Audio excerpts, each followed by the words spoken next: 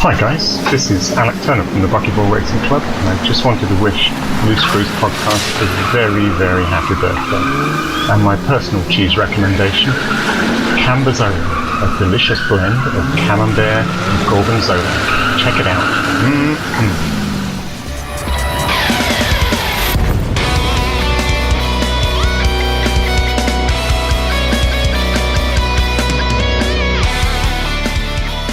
Was he actually recording that like, while he was drifting? I feel like he's like in some sort of like English street somewhere, like just drifting. Like, hey, so I just want to record this while I'm doing my drift race. Could have been. It's fucking badass, man. He had a cheese, attaboy. Hey guys, I got to include that because I got yelled at last time. It is September 10th, 2020. Welcome to Loose Screws. I am Ty Worsham. We have a lot to talk about, gentlemen. This evening we have our resident.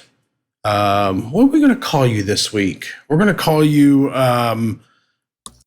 birthday name dropper, getter, audio engineer, Tracks, man. How you doing, man? Not one of your best. No. I'm fine, everybody. I'm doing good. It's things are still busy, and you know what? It makes me feel just really great when I get to turn off work and hang out with you all. I don't know why I giggled at that. Because we're just suffering from a lot of joy today. Yeah, it's been kind of a big week for Elite Dangerous. We'll get into that in just a moment. Anyway, our resident football guru who hates all things Star Wars post Return of the Jedi, Commander Chig. I don't even know what to say. Just give me, if you're taking it away from Tracks, I'll take that fucking badass, what you used to call him. And you can go with that. Get rid of just mentioning me and Star Wars in the same sentence. That's fine until Squadrons hits.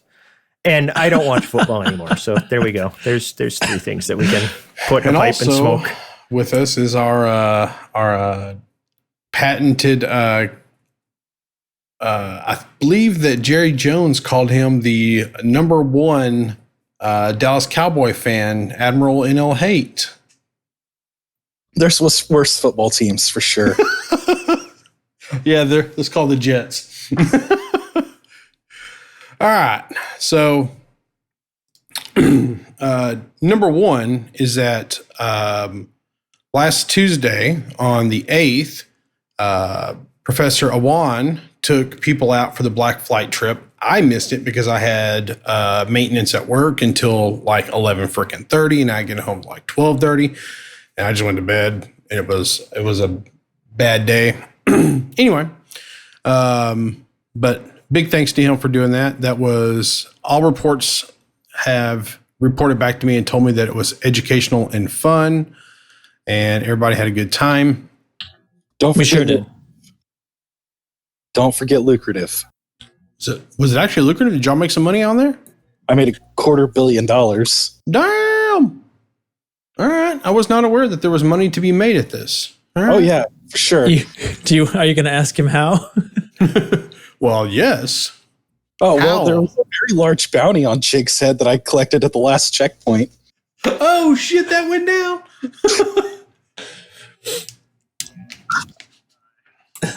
Yeah, he killed a Sidewinder with an anaconda.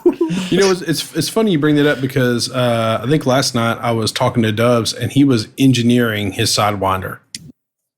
So, yeah, I got mine engineered. Let me just tell you, when we had been kind of dancing around each other all night. I knew somebody was going to shoot me eventually, so I kept just practicing being behind his anaconda, and we were spinning around, and then finally I took a couple pot shots at him just because I'm in a Sidewinder. It's not like I'm going to hurt him, and then he started shooting back, and my daughter's watching it with me, and we're sitting here talking about it. I said, "Oh, here it comes! Now I'm going to die," and I start flying away, and then I show her. I'm like, okay, so this is what you call being mass locked. I can't jump away normally. So then I'm like, so now what you have to do is you have to go onto the menu and you got to find a system that you can jump to and you can high wake out. Then I can get away. But I didn't bother to look what direction I was facing before I went in the galaxy map, and I didn't have a course plotted ahead of time. So what do you say we turn around and die? And she goes, yes, do it. And that's when I died. And then I'm like, all right, now it's. I didn't time. realize you started it. So got to teach a lesson. Didn't realize you. What? I didn't realize you started the fight. I didn't observe. I didn't observe laser fire until it had already gone into full swing. At the first installation we had stopped at, I like shot him with my turrets, and then I put away my weapons, and then got my weapons back out so they wouldn't keep firing. And he just started hanging out behind me, and I was like, all right, that's one. That's one. I do want you to do the whole event.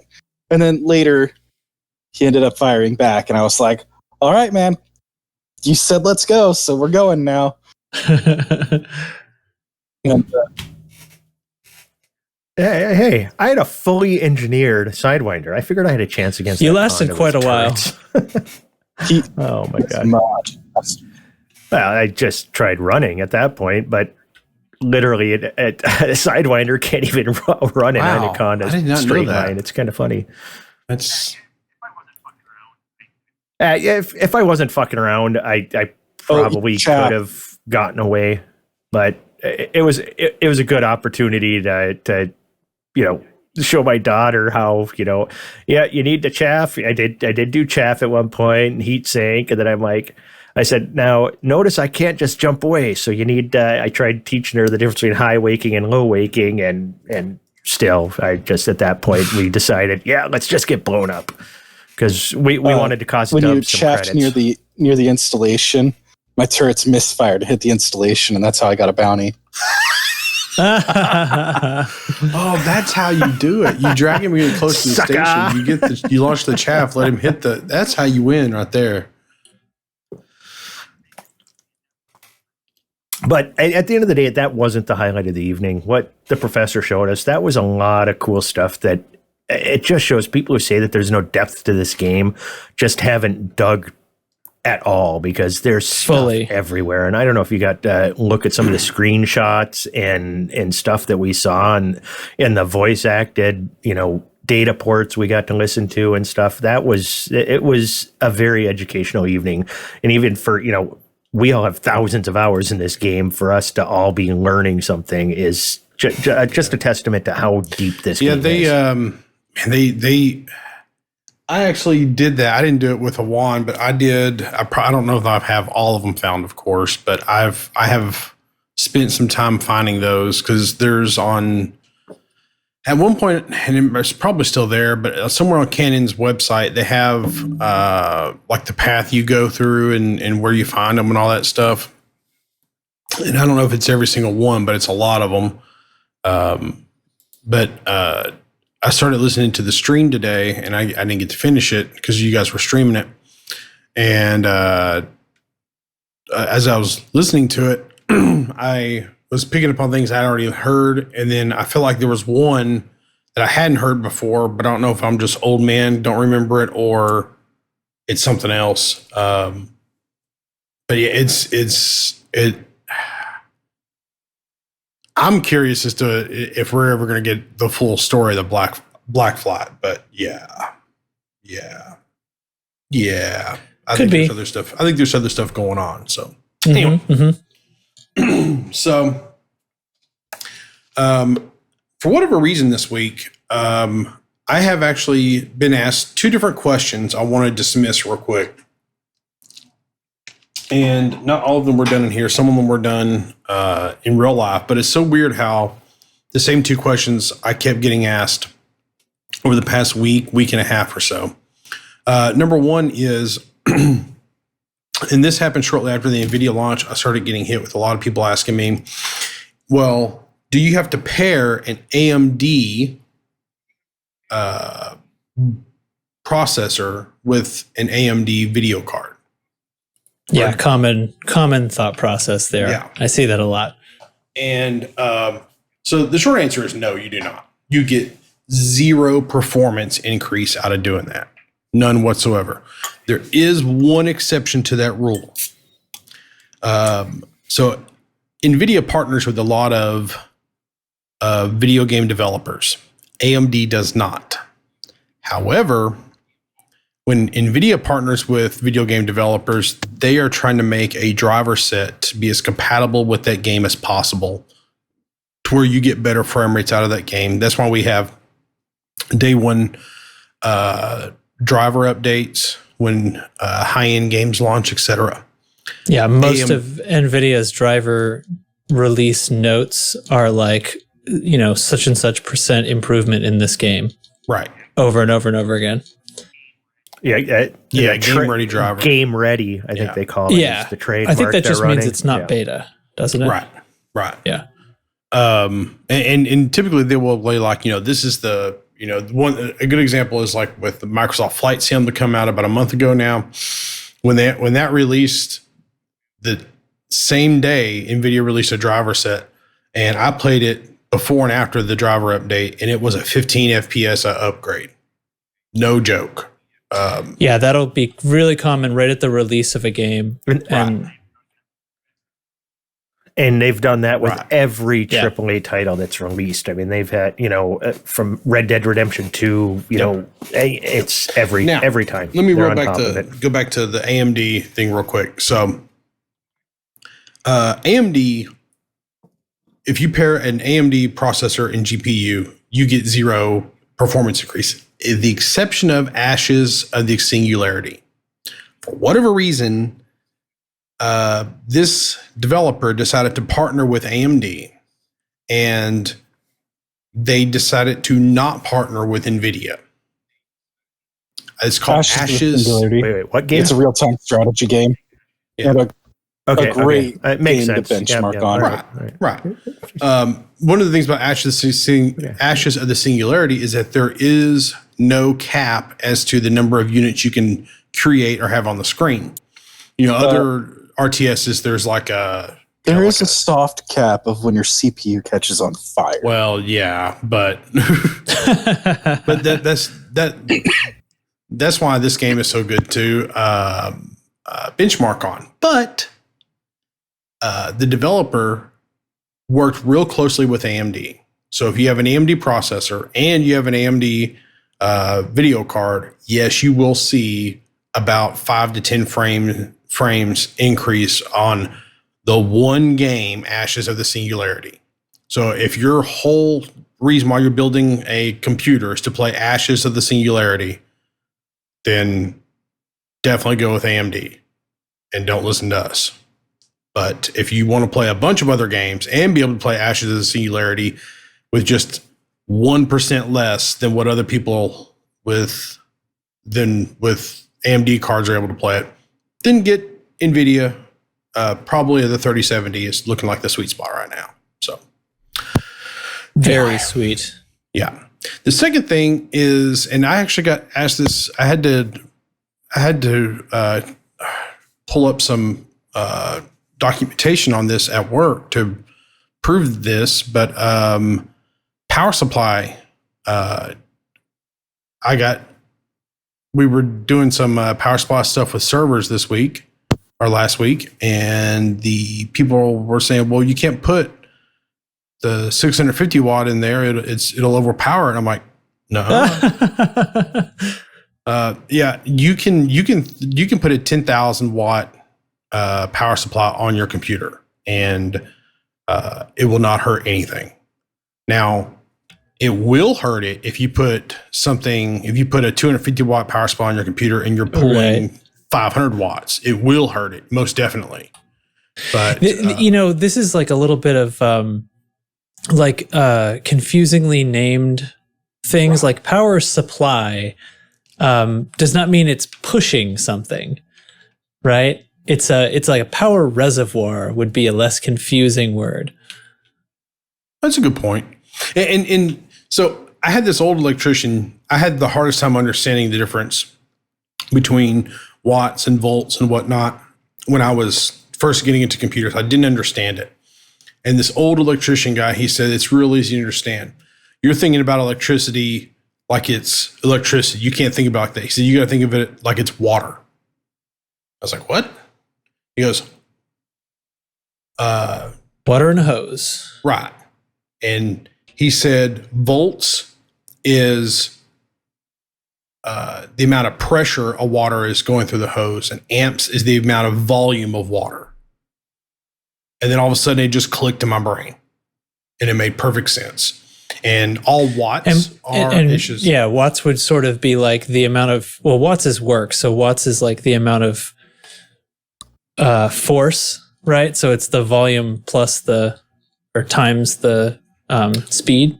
Watts actually kind of equals amps times amps times watts, or amps times volts. And that gives you your watts. And actually, if you know the truth, watts is kind of an arbitrary number. It's like electricians don't really use watts when they're talking about it because they use watt hours. Right. It's just an arbitrary number. It doesn't really give them any information. Now, ohms, that's a real thing. Just think of that like the frequency of things. It's resistance. Right. Or impedance, I guess. If it's AC, it's impedance. Right. So, anyway, when don't get a low-end power supply, get a good power supply, and don't worry about pairing AMD with AMD. You're fine either way. Yeah, you don't want to be right on the edge of what your power supply can produce. Because it's how much your computer is drawing. If your computer is drawing less than your power supply can efficiently produce, then everything's fine. And if you're trying to draw right up to the line of what it can produce, it's probably not going to be efficient anymore. And that's when you'll get like outside of sort of the normal range of heat dispersion and stuff like that. And it'll wear out faster because of that. Bad news. A good number is I try to stay inside of the 50 to 70% mark. So like I add up all the total load of all my components. I'm like, all right, so if my total load is like 500 watts, then I'm probably going to want about a 300 watt. I want to be about 300 watts over that. So like you can survive on a 500 watt power supply, but you're going to want an 850 or 900 or even 800. But yeah. Anyway, so yeah. All right, moving on. I just wanted to put that out there. And we've had a fair amount of hardware discussions, and Trax was cool enough to set up a hardware discussion channel on the Discord because I was literally driving home. Keep some of that. Yeah, you were going to do the same thing. Keep some of that stuff out of general. And then we have a questions channel. Some of it was ending up in there, which I think that is better focused on elite questions. And it just, there was a couple of times where people were discussing hardware and like the game at the same time in the same channel. And I was like, okay, this is when we need another channel. Yeah. So that's all. Yeah, I'm guilty of that too, because I talk hardware a lot. So yeah. All right. So moving forward, I want to actually get the name of this thing. So DFC Intelligence via PC Games In collected some data and basically broke it down to where they're saying that there are 3 billion people worldwide are considered gamers. They play video games. And to me, that number seems really high. I would have put it like at 1.5, maybe 2 billion. But so, for the sake of the survey, how are they defining gamers? See, my mom puts in about 20 hours a week in Candy Crush. Exactly. Is she considered a gamer? I don't think that. I wish I had reread this because I don't think they actually included mobile in this list. I think they actually had to have a console or a PC. Well, that's. Well, I'm about to get real critical. So if you're a fan of these people, I think they did a very bad job if they didn't include mobile. Yeah. The line is definitely somewhere. It definitely includes mobile. I'm not sure exactly what on mobile would qualify as a game. Or actually, no, that's not the issue. The issue isn't what you're playing the game on or that it's a game. The issue is whether you're a gamer or whether you're a person who plays a game once in a while. Yeah.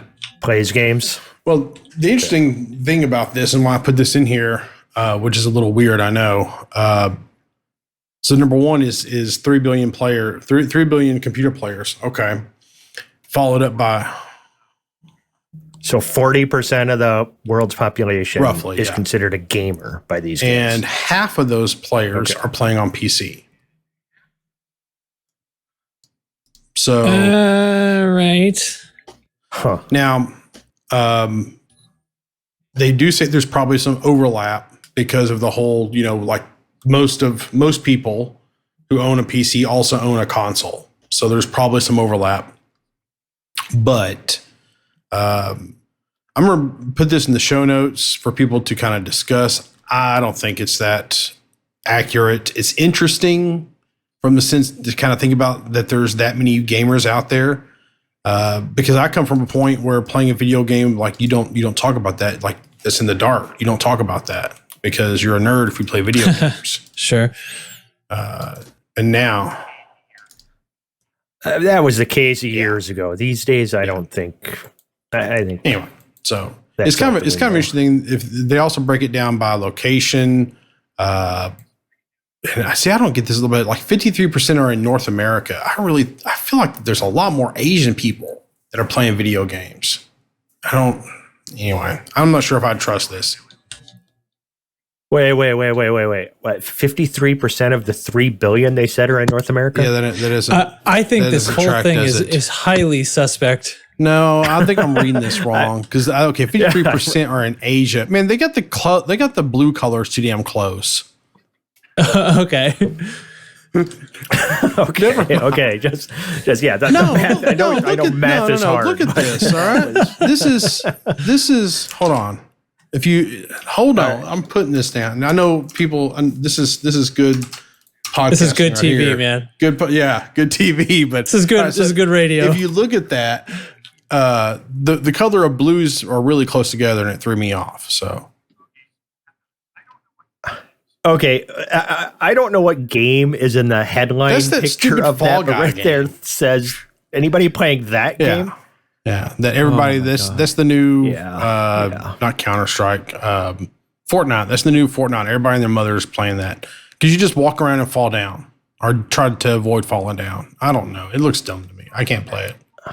That's just my normal So everyday that's life. a mobile game that people are playing on console, and oh my God, I believe it.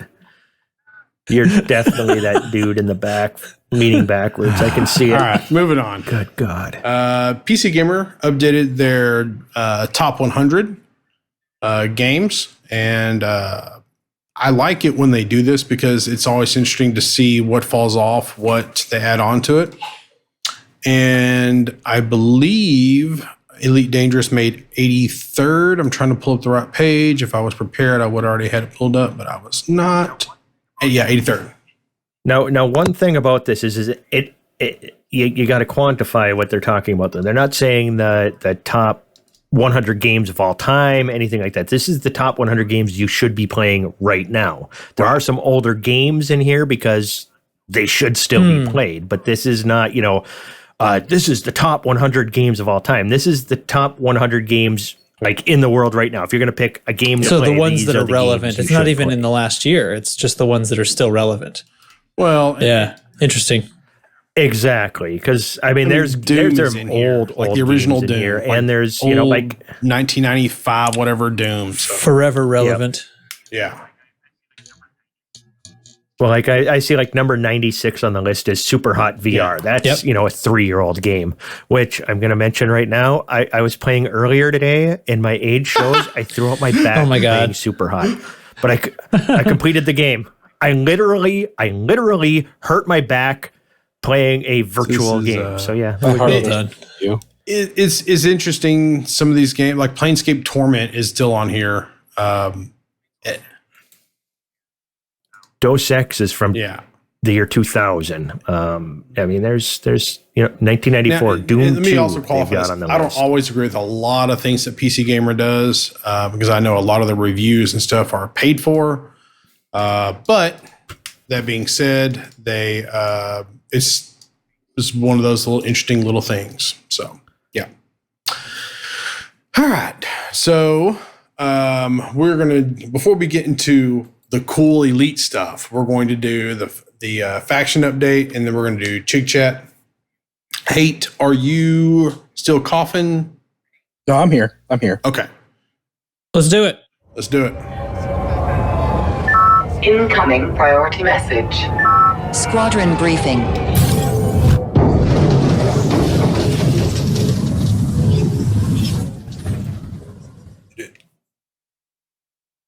Did it finish?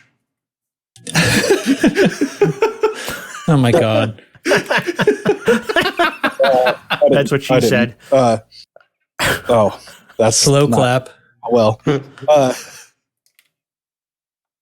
Thursdays always catch me as an off day because often it's Friday morning's tick that we're really rooting for. I feel like I've done this 3 times now. That we Yep. got stuff going on tomorrow, and you'll probably have seen the server tick before watching or listening to the podcast. So we're all in the same boat. It's going to be a surprise, but the plan is to be doing an invasion war in Kama tomorrow.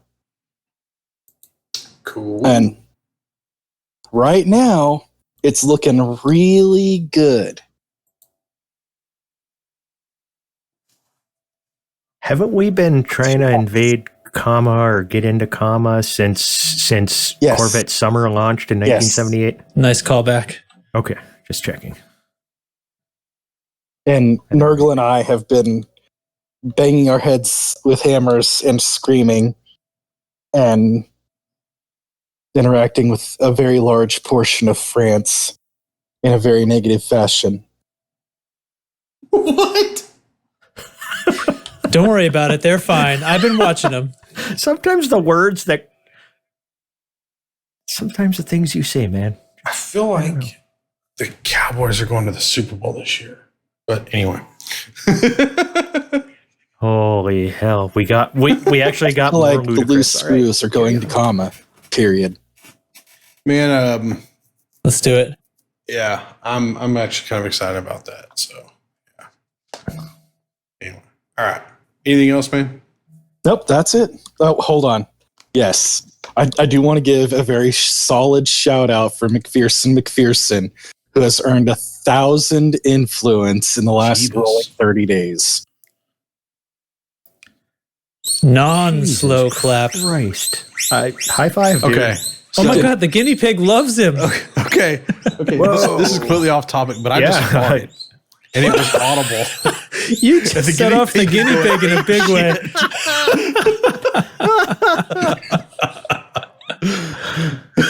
Oh, we are extra So good. screwy tonight. All right. Yeah. Now the guinea pig went quiet. Oh my Gassed Lord. out One a more big segment to fist. check in on. Am I right, everybody? Yeah. Yeah. Let's do it. It's Chick Chat. Yeah, that's a fact. It's Chick Chat. Where the cheese at? I'm thinking that I should decide it with like a random number generator. So even I don't know which one's going to play. You're just gonna flip a That coin. is an awesome idea. That's right. I see you like writing a script every week just to make this work. You're sitting there just pounding away on the keyboard. I gotta get this to work right. I think it work Yeah. on more versions too, so that random number generator has to get bigger, and then gonna do we like really get out the rid of it after a D20. while. You start playing Bohemian Rhapsody. All right.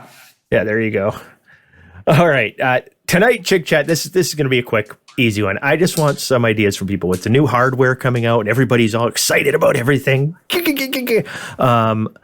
I want to know, like, every time I upgrade my computer, I end up going back and playing games in the past that I couldn't play at maximum frame rates or ultra settings and stuff like that. I always would go back and, like, everybody's heard, can it run Crysis, and then you go back and you play some old games.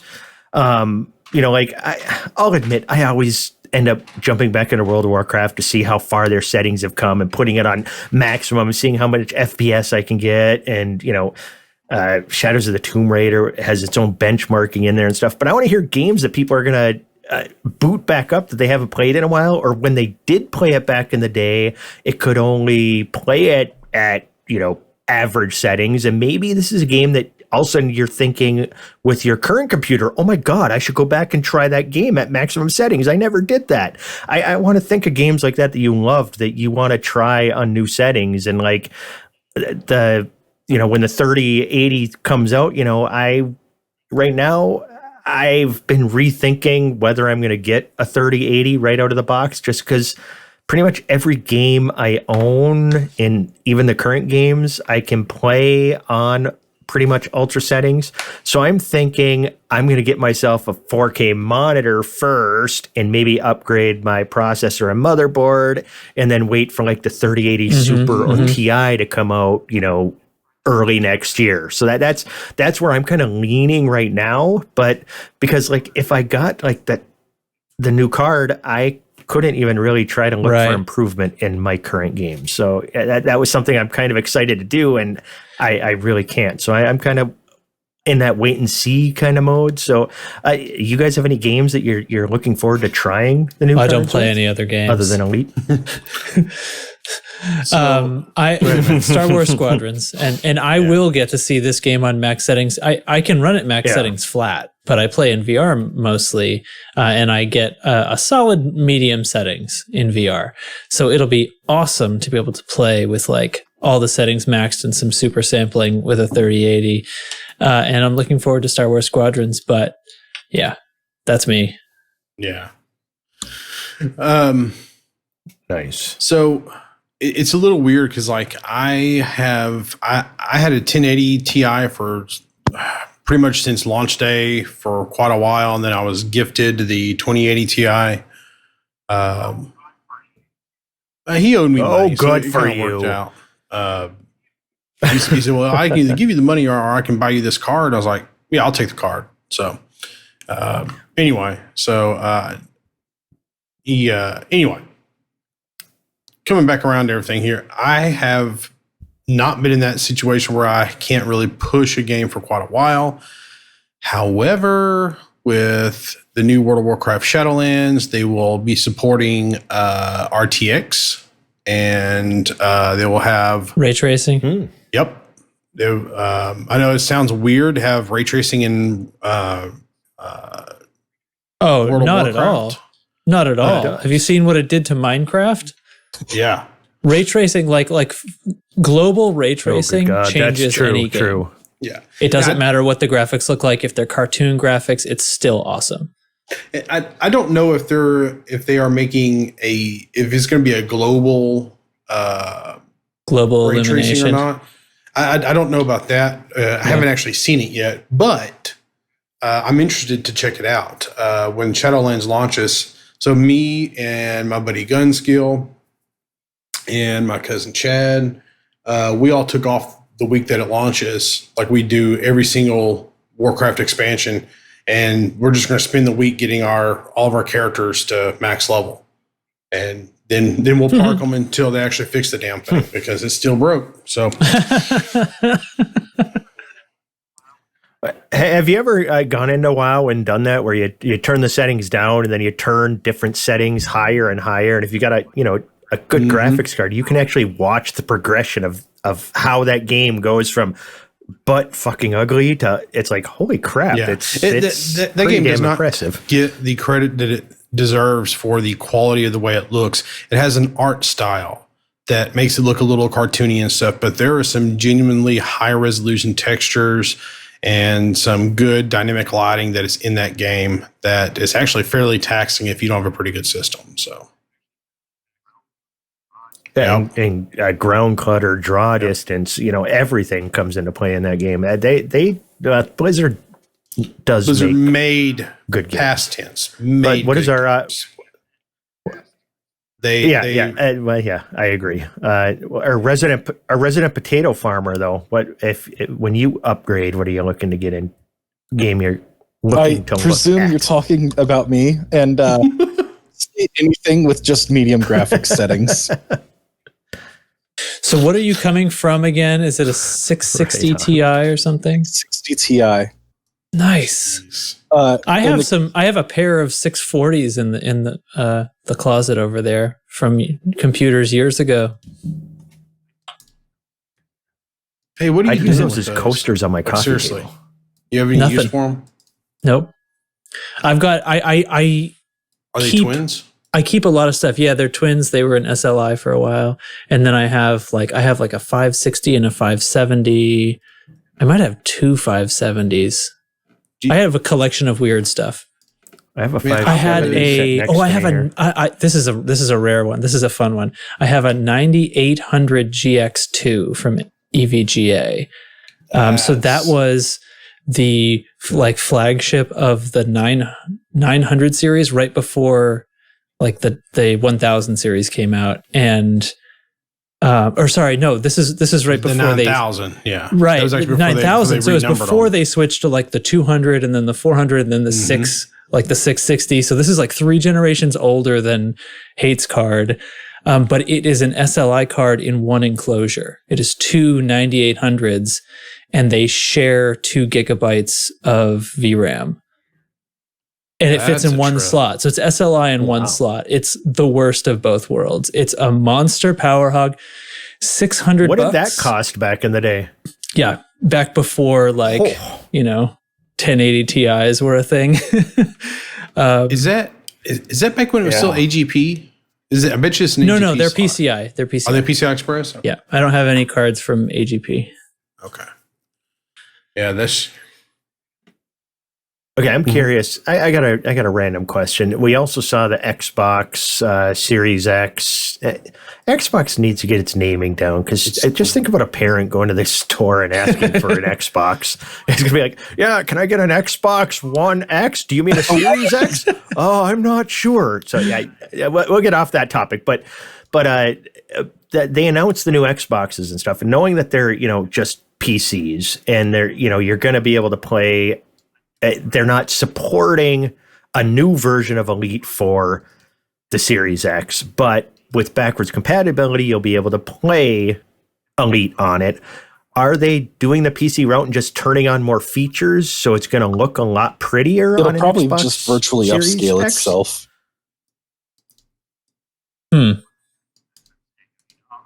Well, that's what I'm saying. I mean, all of a sudden, right now, Elite on an Xbox is running medium to medium low PC settings if you were to compare, I would guess.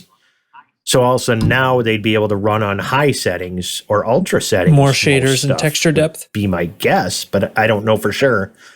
Yeah, some anti-aliasing, whatever. I'm assuming they'll go that route and it'll look a lot prettier. But I just don't I don't know. I don't know either. I guess I kind of feel like the devs have to make a step unless the game is simply going to super sample. But that won't change the textures or the eye candies, right? It's just resolution. If they were to dynamically or intelligently super sample, if that's included on the chip, then they could do that and get it up to make it better in some way, use that hardware a little bit, but without the devs actually changing something about the Xbox install, I don't think they can get any settings to show up different. Right?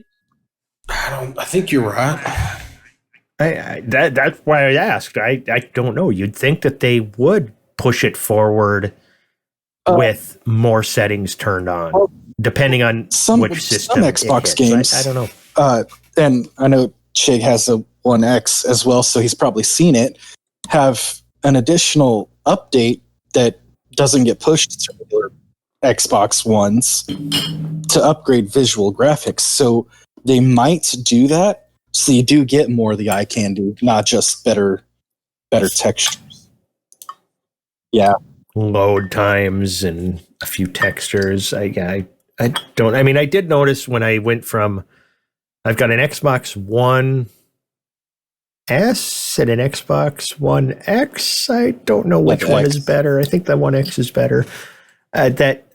That I load times were quicker, and it did seem like things were prettier, but it was just purely anecdotal. I mean, the Xbox I had before the new one I got was like 5 years old. So, I didn't know if it was just the newer hardware running better because it had less shit,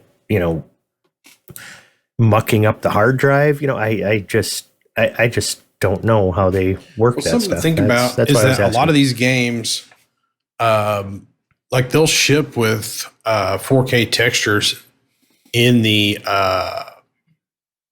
game files. You may not actually be using the 4K texture, but they're in the game files. And now I don't think Elite has 4K textures. I'm pretty sure most of their textures top out effectively at the 2K mark, but don't hold me to that. I'm not sure.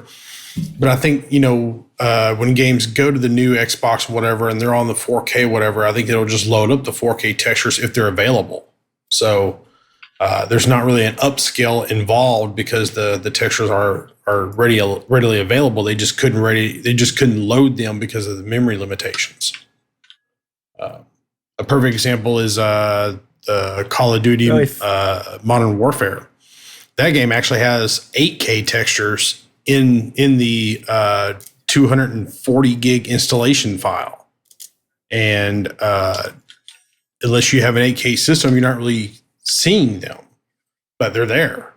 But that's one of the reasons why that game is so fucking huge, is because of it actually has 8K textures for the majority of their objects. But they built that engine with the PlayStation 5 and the Xbox, whatever. What do they actually call the new Xbox? Series X? Is that right?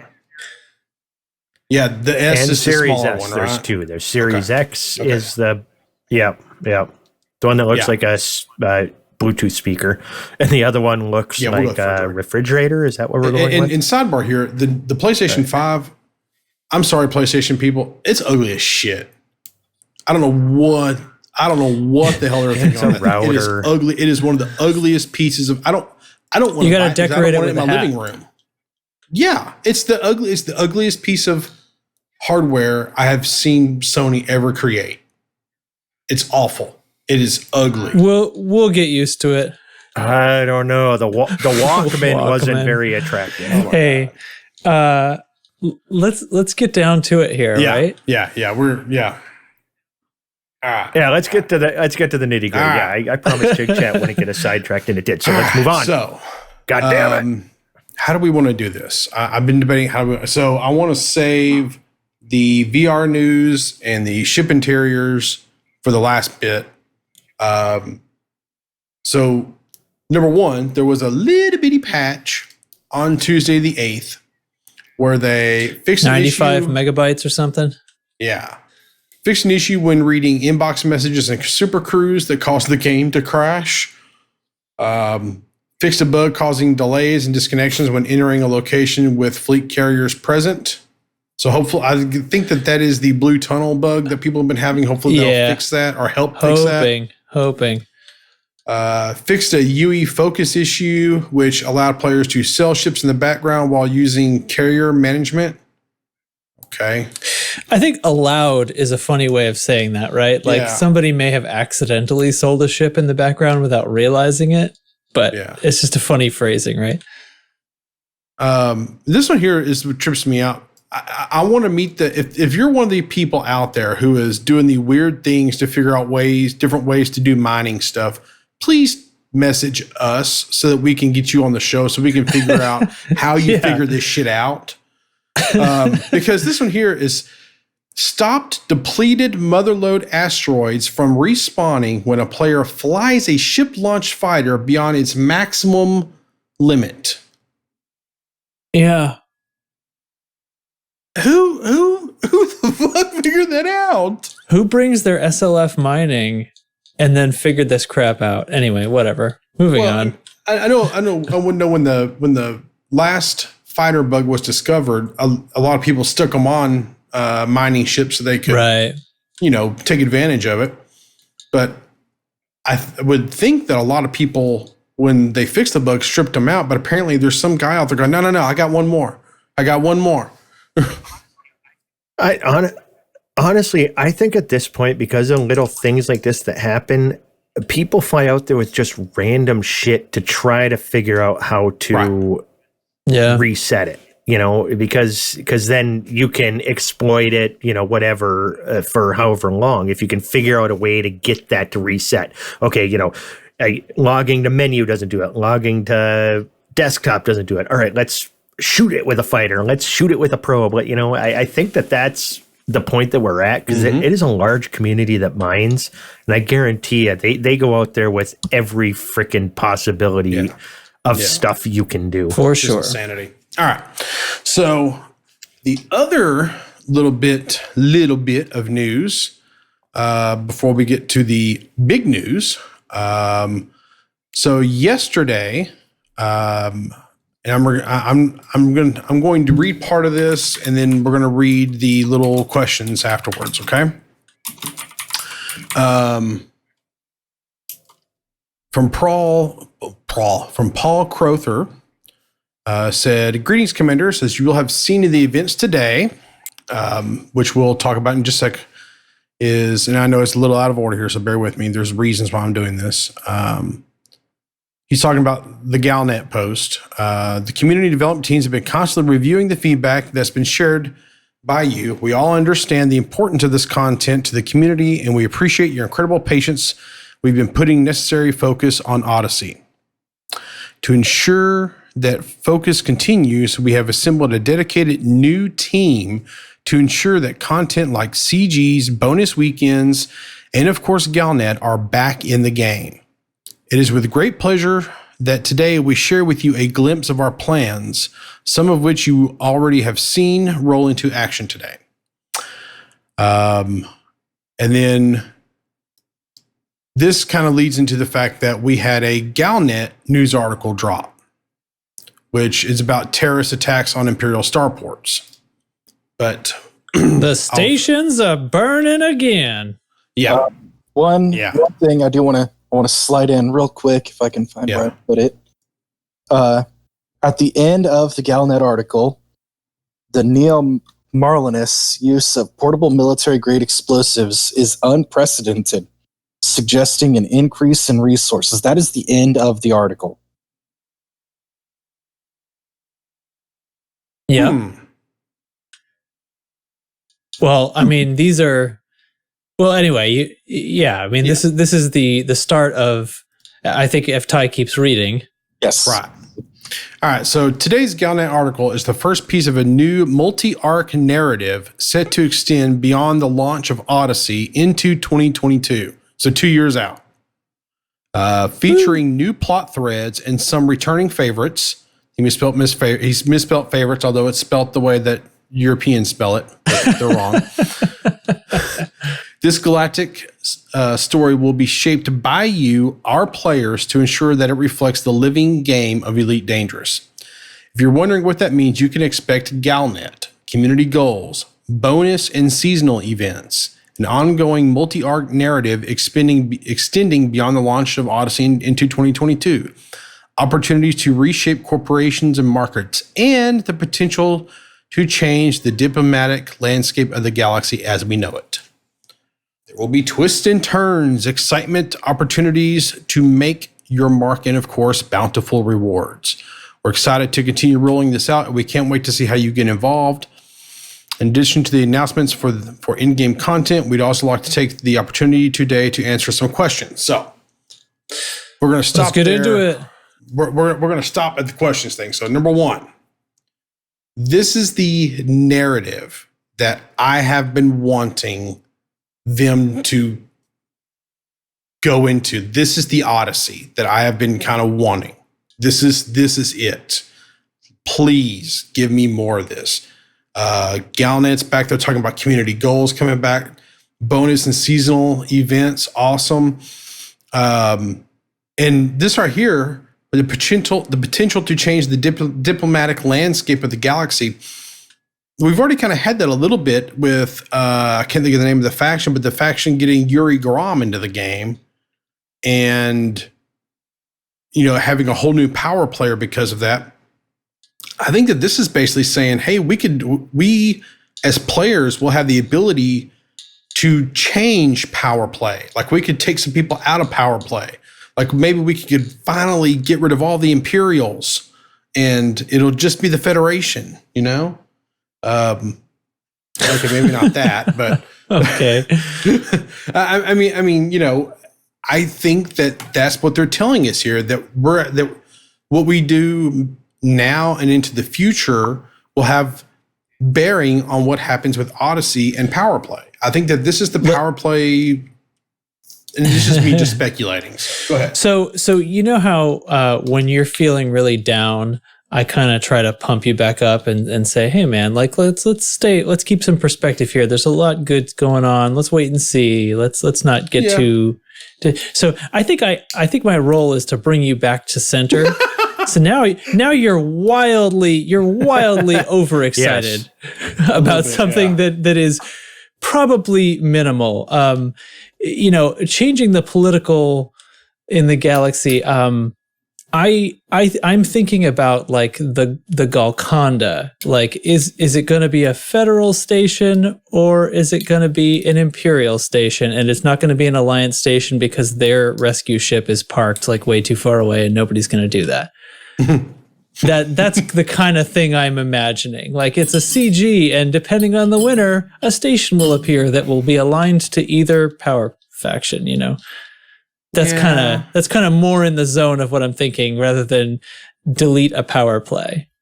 I think power plays should be able to be deleted, but I don't think it's going to happen. Go ahead.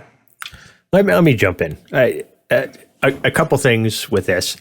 I love the fact that this is, we're getting some story. It seems as though they've redirected some resources to start building a story. This could have been in the plans all along to build up to Odyssey.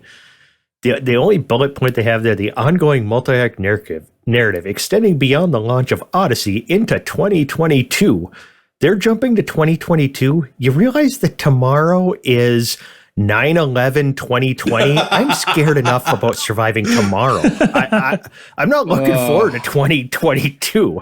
So let's just take this one step at a time and see what they do. We have some burning stations again. We've had burning stations before. Now it was a terrorist attack, and what that means. Yes, there's power play implications as to what they're doing, but even their explanation of what this is, there's political implications, and you have everything going on. So I'm super happy that we have some stuff going on. I'm eager to see where it develops. So I'm like right in the middle of Trax trying to calm Ty down, and Ty thinking that sliced bread has been reinvented in 3306. I'm right in the middle. I'm like, I like it. I'm not like dashing out there to, rescue people from a burning station, because I've done that before. I mean, they didn't do anything new here other than bring back something that they took away from us. This would be like the day they bring back VR. Wait, that's coming up in a little bit. But, getting super excited about something that they took away. So I'm reserving judgment, and we'll see where we go. And I hope that this is a sign that now they've got a team that is working on story in CGs or IIs, whatever they're going to call them these days. Let's move forward and see. That's right. They've got his community goals instead of interstellar initiatives. And I didn't mean to sound like I wasn't excited about Galnet and stuff coming back. I super am. Community goals, or whatever they're called, are awesome, and it makes for people to actually interact in the game in more ways than just whatever system has a good mining price. Yep. The other thing with this, to me, that's important, is a dedicated new team. So number one, and correct me if I'm wrong here, I think that Michael Brooks was pretty much, I don't want to say head of the lore team, but I mean, for lack of a better way to put it, there was a lore team that was in Elite at one point, and about 2-3 years ago. They were all split off to do different projects. And I think Michael Brooks got sick and he had to take a leave of absence. But when he came back, I think he started working on other things. But I'm not the biggest guy on FDev personnel and where they're at. So if I'm wrong about that, please correct me. But for them to say that they now have a dedicated team to do this, they can't really change the tools that they have to work with right now because everybody's working on Odyssey and they have tools there. It's not so much, this one here was a small one, and who really cares because all we're doing is moving people off a station. We've already done that 1,000 times. Okay, you're right, but a dedicated new team to work on this for at least the next 2 years. Yep. To me, is basically saying, hey, you know what? We're investing in this for the next 2 years. This is what we asked for. Right. This is it. And they may not have the tools now to do some of the stories that I would like to see, but that doesn't mean they won't have them in Odyssey. And I just can't wait. I'm super excited now. I was very much low to middle of the road on Odyssey. I just was not that excited about it. I didn't really want to have an FPS in my space game. The way I thought they were going to do it was just kind of meh. And everything starting Monday until today, I'm a complete 180 on Odyssey. It cannot get here fast enough. Just give me the shit now. I don't care if it broke a shit. Just give it to me. I'll play it. Let's do it. Ty doesn't speak for all of us as far as the giving it to us broken part, but very excited. Don't mean to cut in. Crash boosted our Discord server twice. Oh, thanks, man. I just noticed in general. I think he might have only done Crash. Good job. Yeah. Just boosted the server 2 times is what it says. And thank you. Really cool, man. Wow. Nice work, man. I didn't mean to interrupt your loving of everything that's happening to mention that, but I thought it was worth mentioning. Thank you so much for that, Crash. That's I don't know what to say to that. Thank you. So that's a hell of a member of the community. Right, He's always around. So, good guy. All right. They have some specific things here. Some questions that they're answered in this. I want to go through them real quick. We do. Right. I've heard the most important one is the last one, so we'll come back to that. I've heard the term organics used in relation to Odyssey. Does this mean? So this is just to format. This is an FAQ, so he's going to read like we're asking FDev and so on, and then they're answering. Yeah. I should have prefaced it. So the question is like players asking in forums and stuff. So I didn't. Good job, host. So, question. I've heard the term organics used in relation to Odyssey. Does this mean we'll see life beyond just plants? Answer. The thin atmospheres we're unlocking in Elite Dangerous Odyssey are inhospitable environments incapable of supporting human or typical animal life. That being said, the array of organics discoverable in-game extends beyond traditional plant life or flora. Some of the organics found are more fungal or chemosynthetic bacterial in nature, and others would sit well outside of any Earth classification system. These could, in scientific terms, be considered fauna, but not in the traditional sense of the word, and we want to be clear on what to expect in-game based around the thin atmospheres that will be unlocked. In summary, we use the term organics because this is a more representative and more accurate term for what commanders may discover. So I think that basically means we're not going to get a T-Rex running around. So yeah, but I think that also says that we could get a Feed Me Seymour situation. I think that literally is basically them saying, hey, you know what? There's things out there, but we're not going to be specific because we want to kind of keep it to where, number one, we're not sure what's going to be out there, and number two, we want you to discover it. So I'm very Very, very interesting. It's intriguing for sure. I like where they're going. Question: Go how to the many next. different organics are present in Odyssey? Answer: there will be a huge 8. variety. Yeah, 8. At least 8. There will be 42. a huge variety of organics available to discover in Odyssey, with a large number of core species and further variants and subspecies planned for day 1. Now, let me stop there for just a second. Planned for day 1. I think that basically is kind of alluding to that they have plans for day 30, day 90, day 180. That's what I think. Mm-hmm. Yeah. They go on to 42. say the generation of these will take into account numerous factors, including the compositional makeup of the planet, atmosphere, along with their geographical placement on that body. So that last part's interesting to me. Well, this is what we expect because it's the iteration of what we have currently. This is how they do things in this game, but it's a confirmation of that. So that's good. But because we're being told these are procedurally generated, just like everything else. They're gonna have random stuff. So their geographical placement. There's gonna be cold weather plants, warm weather plants. North South Pole, and it shows the thought that they put into everything. And you can figure out I'm impressed. you can crack I'm the happy. code. You can figure out what factors are determining where they're going to show up and know where to look. Yeah. Yeah, Professor Awan. No. Yeah. Professor Awan can he can crack the One code and can tell us crack where the to go code. look. All right. All right. So, Yes. question: will Odyssey's planetary improvements be applied to existing landable planets without atmospheres? Answer: yes.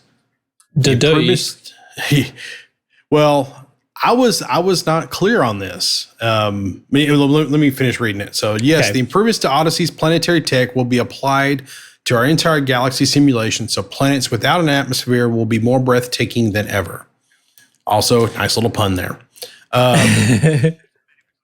Yeah, I was going to say any planet without an atmosphere would be Well done. breathtaking. That By is definition. All right. That's good to me because I was not sure of that. I was really thinking that it was going to be like a divisional line between the different types of planets. Like these are Horizon planets and these are Odyssey planets, but that's not the case. Good shit. Next question. Will atmospheres be breathable in Odyssey? Answer: the thin atmospheres you encounter No, in this is a Odyssey game. won't be shit. Won't be breathable by humans, so you'll have to carefully manage your suit and air supply to ensure your survival. More on this to come. So,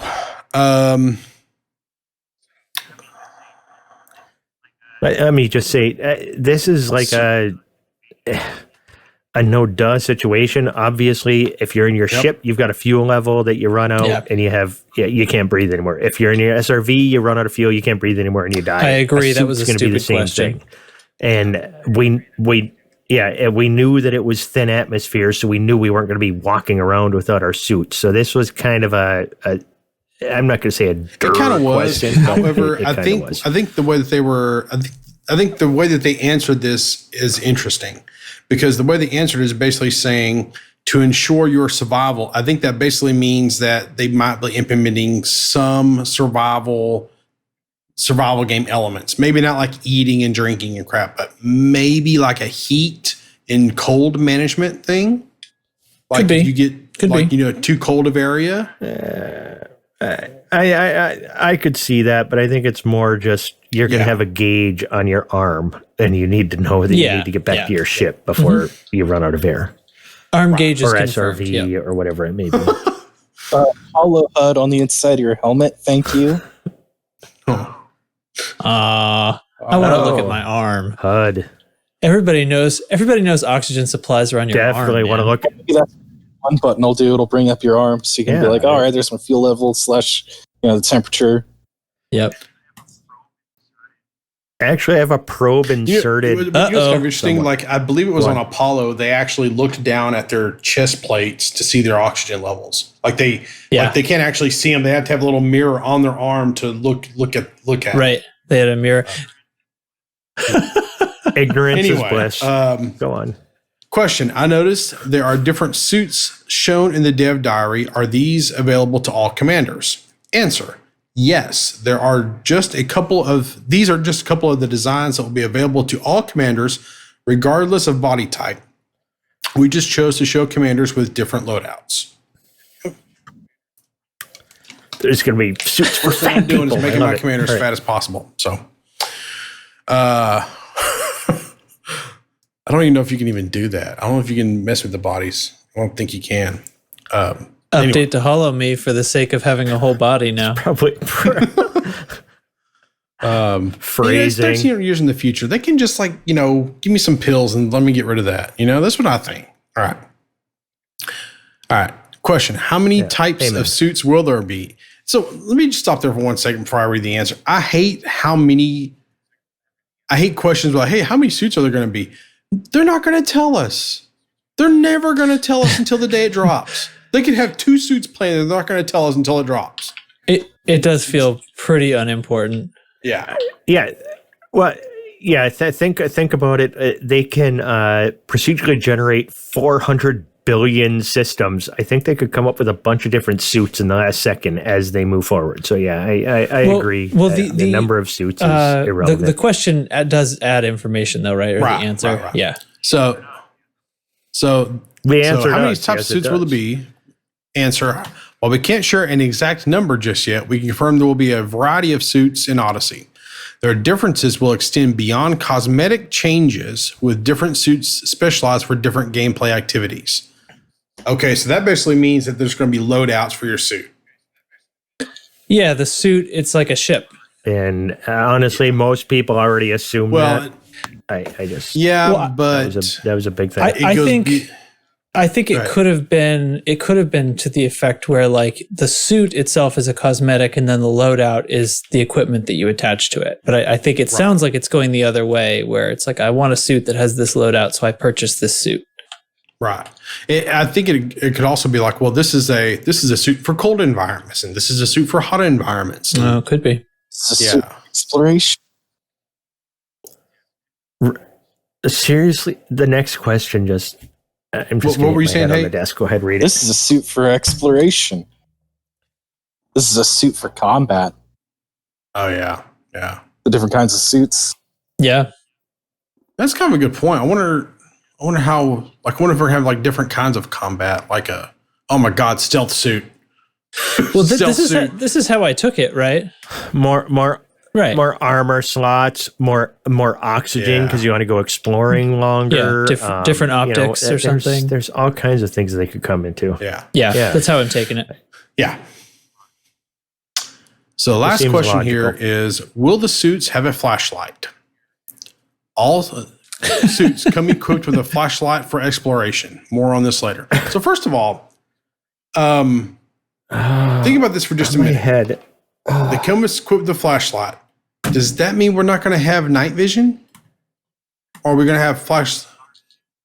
We could have our yep, ships have a yep. flashlight and night That's a good vision. point. So anyway, the thing about this question that irritates me is that I believe the first time I saw a flashlight in a video game was Half-Life 1. I don't remember it being anywhere okay. before that. I never will forget crawling through a tube or a air duct and then having a crab leaping at my face and scaring the shit out of me. But all I could think of when I read this was, yeah, it's going to have a flashlight or some way to see in the dark. I mean, anyway. So I feel like a realistic interpretation of this is there are some questions that the community has been asking over and over and over again. And then there are a few random details that they also wanted to add, and they needed only justify it as though it had been asked to them maybe once in order to add that information, right? Like whatever. That was clearly the flashlight. Is there a flashlight thread that has 76 pages worth of posts does not exist, but they wanted to tell us there's a flashlight. So, okay, great. Yeah. I just kind of assumed that there would be a flashlight or night vision. I didn't even think there would be anything. I don't know. I mean, we have whole planets. We have moons that are in complete darkness. Like they're tidal locked, so half of the planet's in complete darkness.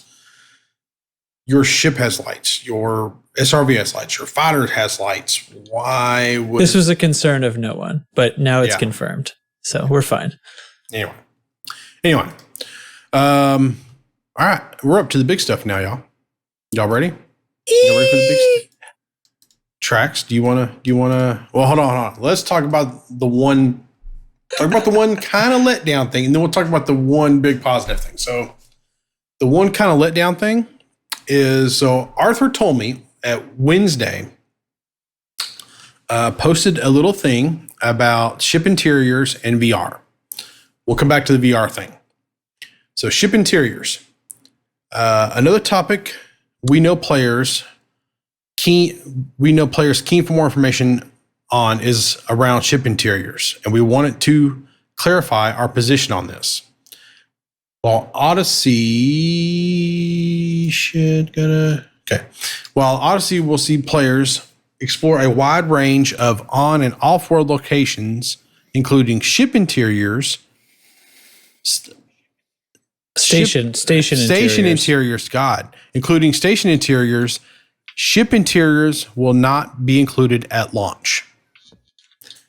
We understand that the bond between Commander and Starship is incredibly strong, and know this will be disappointing news for some. However, we believe it is right to invest our development time in locations and features which offer the most meaningful experience and gameplay for all players.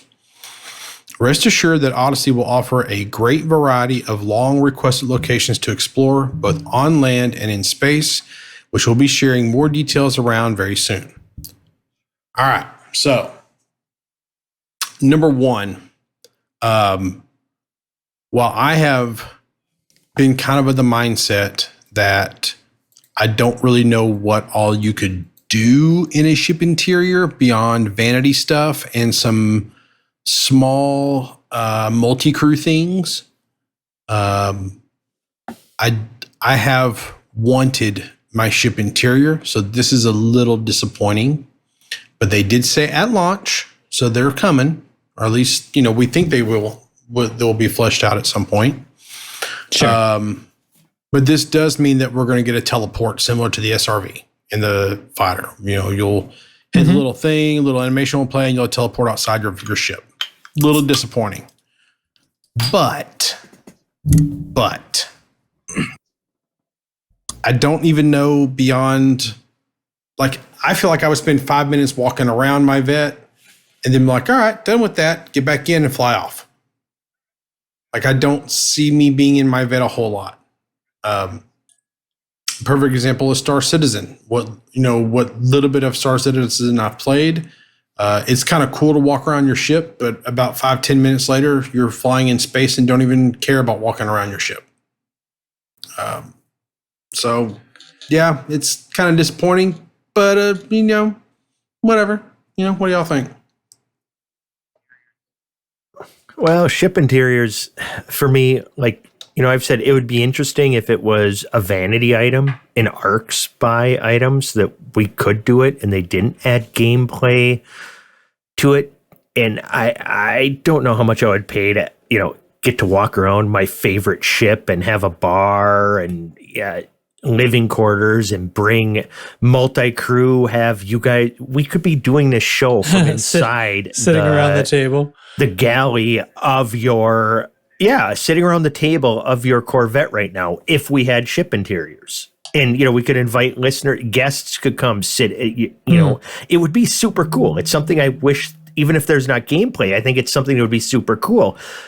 But then you add it as a vanity item, and then you add gameplay later. Do you refund the ARCs that people paid for it? So you can't really go that route, because if all of a sudden you add, shipboarding, I'm going to, me, Trax, and Hate decide to attack your Corvette, and me and Trax are running interference while Hate is launching a boarding ship to get on your ship. So you're deciding whether to shoot at us or defend at the boarding party. There's so many things that you could add.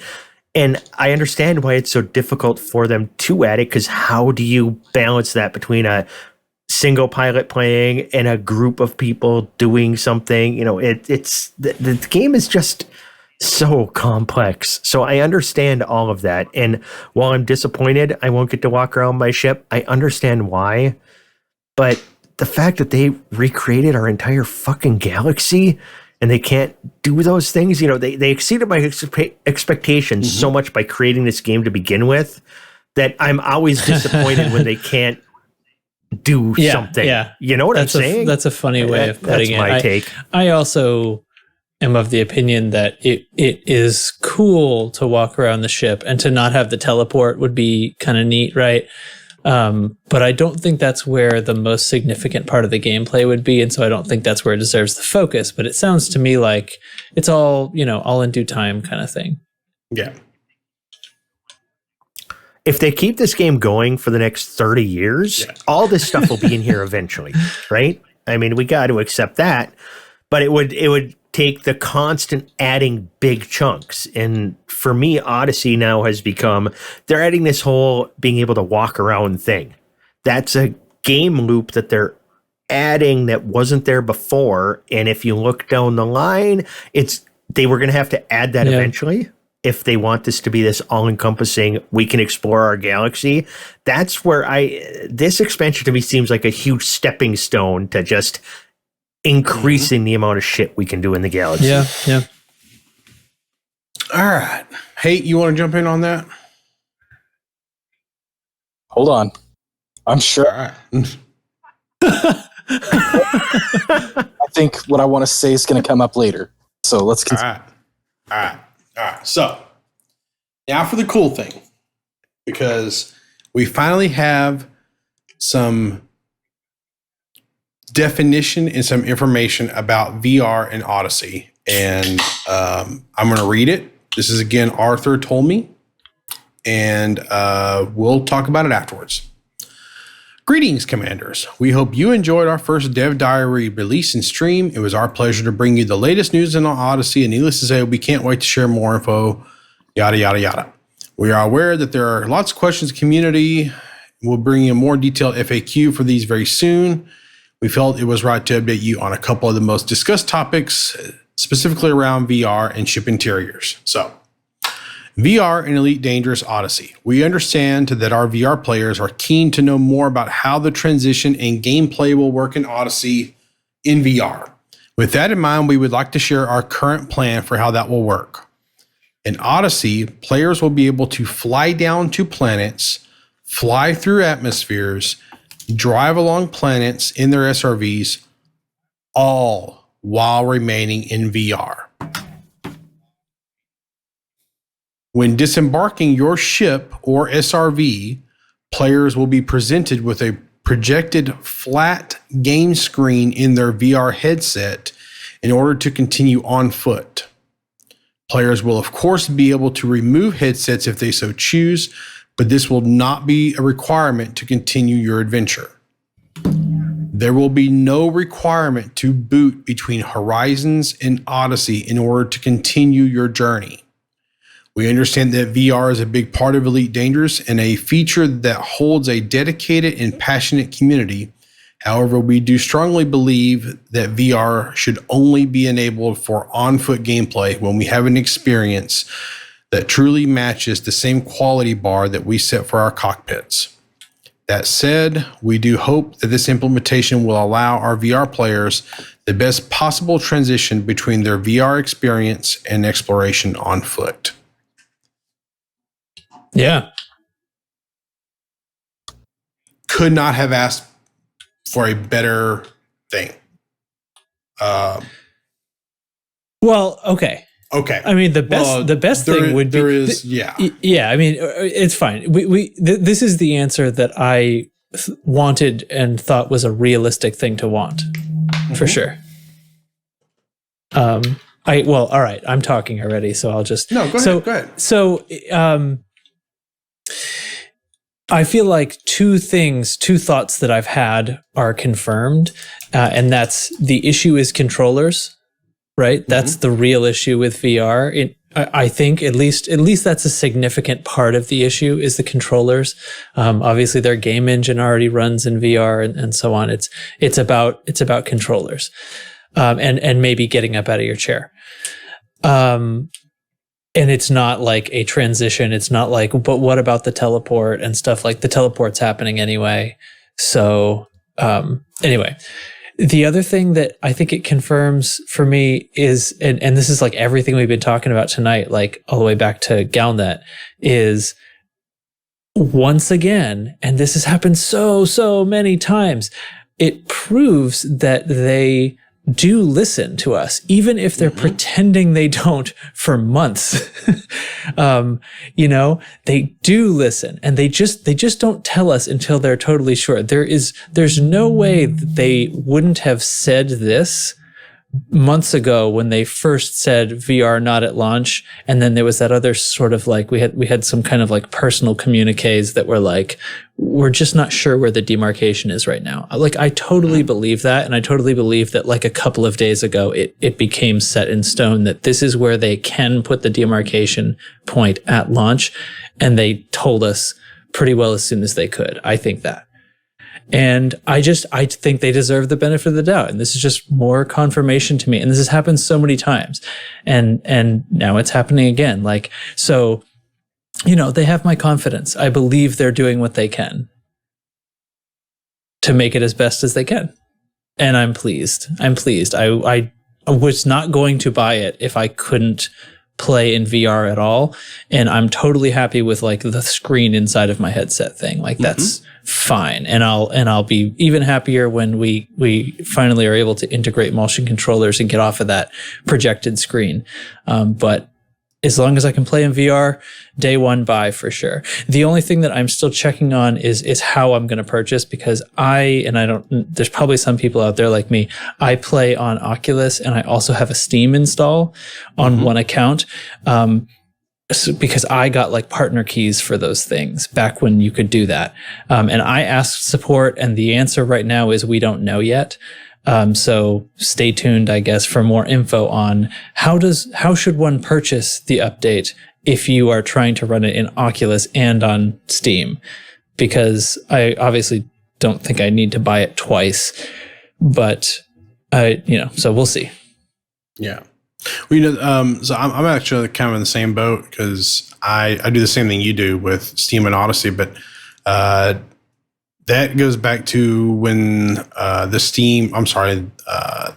Oculus store was kind of first launching, and if you had it on Steam, you could go to your front FDev account, log in, then you get an Oculus key. Yeah, and that's what I got it. And I don't think you can do that anymore. After September of last year, they're no longer offering that, and you have to use Steam VR. Right. Which, I'll be honest with you, I've used both just for a comparison purpose. I don't see much of a performance hit on the Steam VR side. Maybe someone with a lower end card would. I don't know. So. Yeah, it may have improved. I did see like a big significant change, but that was on a card that's kind of low end for VR. So, and that was early in Steam VR's that's right. iteration, wasn't it? Yeah, for sure. So it might have improved. Yeah. I want to jump in on this just a little bit. This week has been with information dump, bringing Galnet back. They've done a great job of getting excitement back. And then VR, all of a sudden they've given us this demarcation point. And now this whole, they'll project a flat screen in VR. Is there any other game that does that? I don't even know a game that you jump between the two like that. It's kind of crazy that, to me, that's completely new. That's when we had, I think we talked about this months ago, the fact that, well, maybe they can go to flat screen. And I kind of blew that off. I'm like, that would just be asinine. And then that's what there are apps that do this. What? There are movie viewing apps where you're sort of. Well, I know that there's movie viewing apps, but you don't go from 3D full VR to flat but there are apps that interaction. will, do you? that are like VR hacks that will turn a 2D game into a game that you can play in VR. And, sometimes it's projecting it on a screen. Sometimes it's projecting it on the screen with a stereoscopic effect if you can hack the game engine in the right way. Yeah, so I think this is all like this thing, kind of like this idea exists. I mean, a game probably wouldn't do this if they didn't need to as a stopgap. Yeah. Yeah. Other than it being a new, interesting concept that they're pulling out, to make it, I'm ecstatic that this is the route they went. I mean, I was worried 2 weeks ago. Luke Betterton, one of their game designers, came out and said, "So on day one, there won't be any VR support." That's a quote. So the fact that all of a sudden 2 weeks later, all of a sudden, oh no, there won't be any VR support except for 95% of the game. It's like, okay. So this goes back to their communication issue. And I'm sure this goes back to when they had that leak and then all of a sudden they just clamped everything down. Everybody is super excited this week, including myself. I'm happy about all this news we've got. But 90% of this is just them telling us that, oh my God, we have a plan. This is what we're planning on doing. Why couldn't they have told us that? I have to backpedal this a little bit because a lot of this to me feels like Ty's theory that they're just kind of making up as they go. They weren't sure where this line was. Now they finally decided where that line was. Yeah. So now we'll announce like it just came out of testing kind of thing. But just give us... Yeah, it's like, oh no, this will work. Let's tell them. So I really feel that they are just kind of putting it out there as they can do it. And we need to be patient as patient as they are as developers, because they literally, they've got shit hidden in this game that it takes people forever to find. And they're just patient. They put it out there, wait for us to find it. We need to be patient enough to wait for these answers to come to us and know that, as you said just a few minutes ago, you've developed that faith in them where we are going to get the answers that we want if we just calm down and don't start demanding stuff. So, I agree. It's just so weird to me that 2 weeks ago, there won't be any VR support. Now, oh yeah, there's VR support for everything. Well, you're not saying that. And the other side of it, you're saying we don't demand of them. Like, you're not saying don't tell them what we want, because we think they're listening. Yeah. Well, they're definitely listening. They're always listening. I feel bad. I mean, Bruce, Steven, the Arthur, punching bags. Oh, you guys are they're borderline saints. The amount of abuse they take from people that are demanding this, want this, and the kind of language. This. Why can't you answer this? This is the worst thing that's ever happened to humanity. Sort of language. Yeah. Yeah. Their job. This is their living. This is what pays their bills. Is to be like, I can only tell you this much, and I did figure out how to tell you as much as I can without telling you too much, because I'm going to get in trouble. And it's got to be a difficult job, and I fully understand that. And you're never going to make everybody happy. And every time I hear you guys talking, your guys is the way you address it is like, we understand that it's coming from a place of passion. You guys love this game, and that's why. And once you can get that mindset, that's what they have to do, is they just have to realize that people are getting super upset, just love the game. And they need to figure out how to placate. Well, placate's probably not the right word. Try to not make them lose their fucking minds. How's that? And I just, a lot of this stuff, they could have said, hey, we're hoping to do, honestly, most reasonable, the world's losing reasonable people, I think. But most reasonable people, if you tell them, dude, we're hoping to do this, we don't know if we can do it. Why not just be, earnest and just say that this is what we're hoping to do. And if they can't do it, we'll understand. Don't promise it. Just say, this is what we're trying to do. Your plan is relying on people being reasonable. Yeah. Yeah, we're in the wrong era for that, for sure. So, So back when the whole Odyssey thing started, I talked with my buddy over at Riot and asked him, I said, hey man, so what's the deal with this VR thing? Why do we not know more about that? And that's when he kind of revealed to me, well, a lot of developers, like when they're developing stuff, because it's all modular development. Like they'll have 3 or 4 people work on this, 3 or 4 people work on that, and it all plugs in together. And especially look at a game like this, it's an entire galaxy. So they have different modules, effectively, for lack of a better term, they plug in. And they don't necessarily know which ones are going to work, which ones are going to make or be ready before release, which ones that looked good on paper, but when they actually start messing with them, they realize that they're just too complicated, too clunky, too messed up, whatever the case may be. So, I think maybe I led y'all down the wrong path to say that they didn't know what they were doing. It was more of a situation where they didn't know what modules they were going to be able to include. Yeah, it was in testing. I think something important just came out of testing, and they were like, "Let's write an FAQ." Right.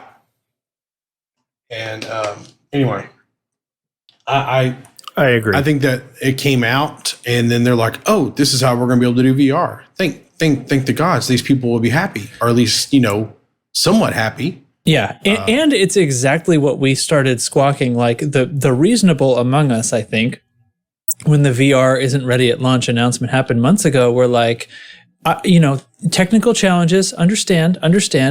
Can't we just have this? Because we still want to be able to play. And then they turn around and say, this is how we're going to do it. I feel extremely heard. I agree. And this, goes to the credit of how much I like Frontier. And to be very honest with everybody here, the way that the Odyssey dev diary released and the lack of information that was going on and the VR thing, I was honestly kind of sitting there and going, I don't know if I'm even really caring about Odyssey right now. I was just kind of meh, but complete one after this week, complete 180. Yeah. I was I think very we all sour. kind of were. I think we were all just looking for reasons to like Odyssey. And now it's like, hey, here's all the reasons you will. And I was like, oh shit, I love this. Yeah, we're obviously very invested in this. We love this game. We're doing this. We're not making any money. We're just, we love this game, so we like to get together and talk about it once a week. And the fact that they weren't giving us anything to talk about was getting painful.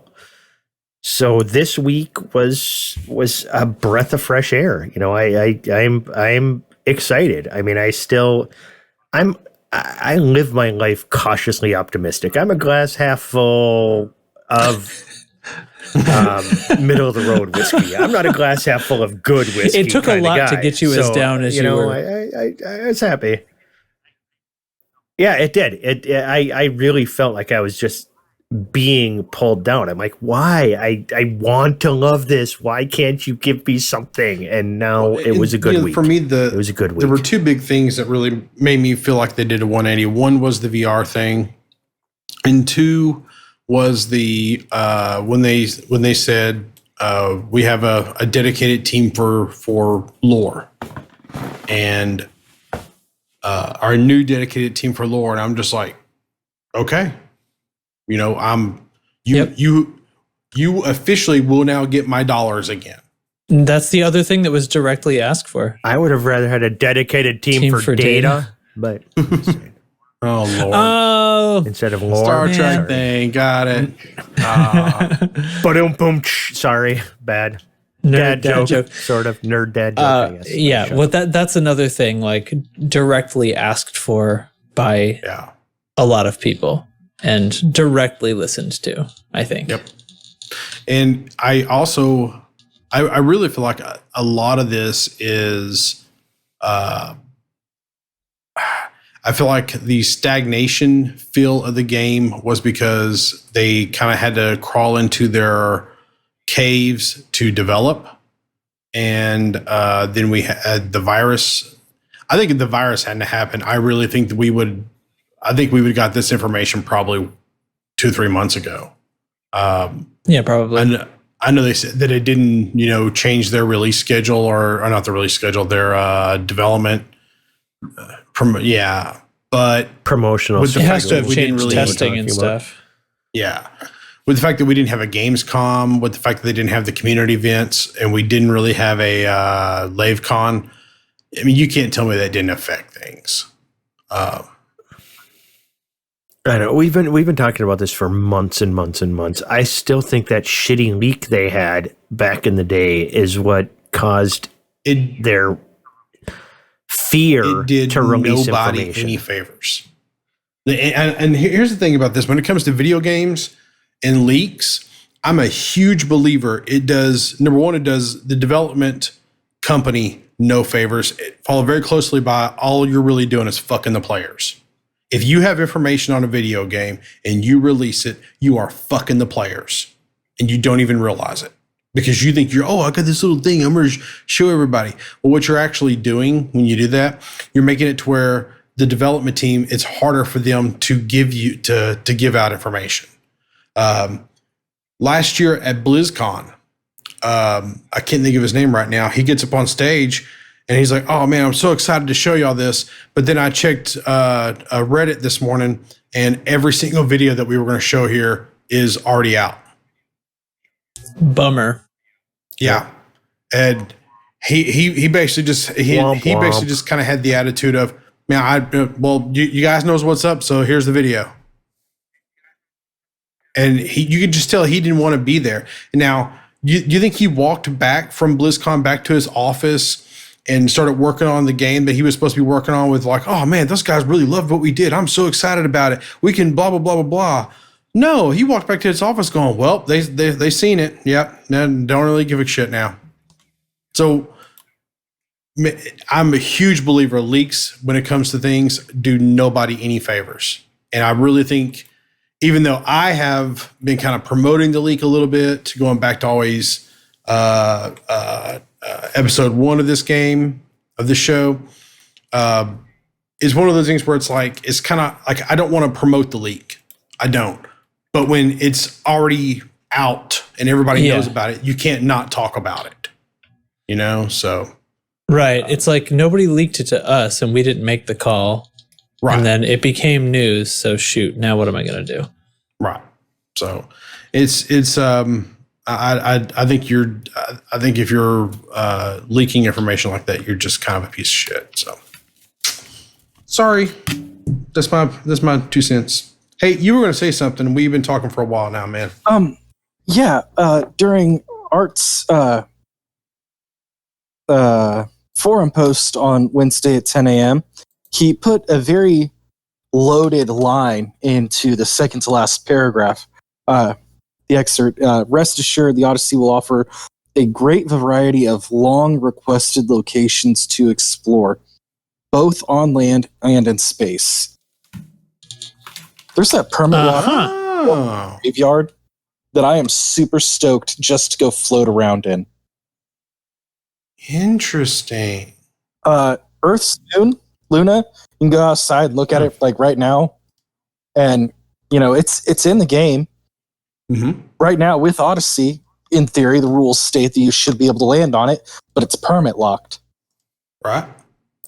I'm very interested in going and visiting both of those locations. And okay, now last week we talked about, I didn't mean to interrupt you there, but last week I talked about if Luna became available, that Armstrong moment where you step on the surface of the moon and you can look up and see the Earth. If I can just land my ship on the moon and look up and see the Earth, that's it gives us that, because that's what they're saying with VR. We can land our ship, we can go on our SRV. It gives us, I know I'm not going to step out of the module and stand on the planet and look up, but at least in VR, I can be on the surface of the moon and look at the Earth. So yes, release the could be. lunar I mean, all that release. Armstrong language in the video, could be. So something to keep in mind. I believe it was at a LaveCon 2016 2017, somewhere around there. 1986. They talked about that the moon was being worked on because they wanted to have custom things there, which I support having custom things there because 13 years in the future, the moon is inhabited. I mean, there's cities on the moon. What? Yeah, I know. I'm just kidding.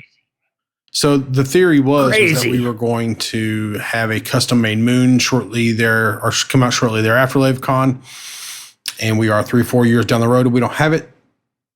But you kind of have to put that with, ice planets. You have to put that with comets, planetary accretion disks that they've all talked about and have not come to fruition. Yeah, It would I not also I also kind of think that like as iconic as Earth's moon is, it is one location to custom make versus working on perfecting the procedural generation of things that are going to propagate across the galaxy. Yeah. I'd be okay with them doing just a little spot you can land on. Let me land close to the Apollo 11 landing site. Have like a museum, for lack of a better term, there, and then let me look at it. That's my thing. So yeah. Anyway, where else?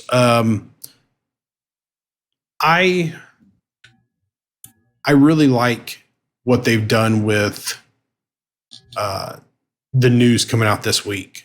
And my one complaint is that it's a lot of information at once. And there's still a lot of time between here and the release of Odyssey. So the last thing I want to ask you guys, does anybody have, we've kind of talked about it before, but with this new information, do we want to adjust our release windows as to when we think Odyssey will be out? Let me go two fronts on this. First, let's just talk about handcrafting the moon. I want to jump in. The moon is 14.6 million square miles of surface you have to cover if you're going to hand. No wonder it's taken them so long. The state of Texas is 268,000. So just think about that for a minute. That the moon is. You think Texas is fucking big? Ginormous. I just want to throw that if there. Yeah, the moon is way bigger. I just want to throw that in there because I like taking shots at. It's okay. It's a big target. But release date. I'm not thinking about adjusting release date with all the information we got here. I'm more thinking about other shit we may be getting in Odyssey, because this was a lot of stuff that we had no idea that we were hoping might happen. I'm more curious what other stuff is going to be in Odyssey, because as you said, it's a long time. Let's just say, there's first quarter of 2021. This is going to come out. Let's say it comes out January 1st, the first day. That still gives over half the month of September, October, November, December. So 3 2/3 months.